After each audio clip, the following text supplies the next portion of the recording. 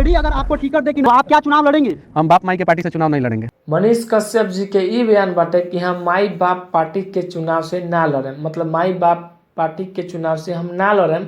कहे के मतलब बाकी आरजेडी के चुनाव से ना लड़ें। ई तो हम नया आज नाम सुनतानी कि माई बाप पार्टी। 20 लाख का स्टाम्प पेपर पे लिख के हम 40 लाख का स्टाम्प पेपर। मनीष कश्यप के मुंह से रुआ सब सुनिए, अभी देखनी हटे कि मनीष कश्यप से एगो मतलब रिपोर्टर बारे, न्यूज वाला, मीडिया वाला भाई बारे, वो पूछा तरह कि आरजेडी से मतलब तेजस्वी यादव के तरफ से एगो मिली रहा सीट कि लड़ आरजेडी के तरफ से तरह वो लड़े। तो मनीष कश्यप के ई बयान रहताटे कि हम माई बाप पार्टी के चुनाव के तरफ से वो तरफ से ना लड़ेंगे। हम बाप माई के पार्टी से चुनाव नहीं लड़ेंगे। तो ई एगो अलग ही नाम देता नहीं मनीष कश्यप जी।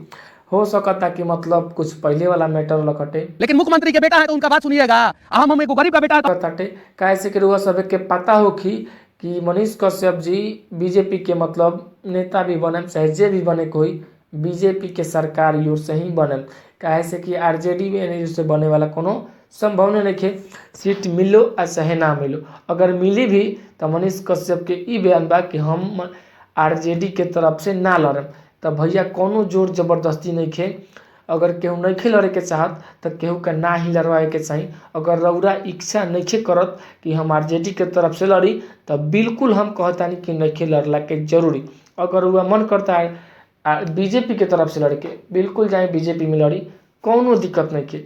अगर जेकर सीट बरियार होगी, जेकरा पावर होगी, जेकरा अपना विश्वास मतलब जेकरा अपना काम कैला पर विश्वास बाटे कि हम बिहार में अच्छा काम कैले बानी, हमरा के लोग सपोर्ट करे जिताई, वो बिल्कुल मुख्यमंत्री बन जाए, चाहे वो आरजेडी होकस या चाहे वो बीजेपी होकस। मायने नहीं रखा है से कि केहू के केहू मतलब खाए के ना देवेला अभी के डेट में। अगर रुआ भूखा बानी तो रुआ केहू ना आई कि दी मुँह में रुआ खियाए तनी हम बीजेपी के हई चाहे हम आरजेडी के हई। सब लोग अपना अपना काम में बाटे, सब लोग अपना अपना जगह पर बाटे। रुआ भूख लगी, रुआ खुद खाए के बा तो रुआ अपन नेता अच्छा चुनी कि राउर बीजेपी से काम चलेला बा ठीक, आ कि आरजेडी से काम चलेला बा ठीक।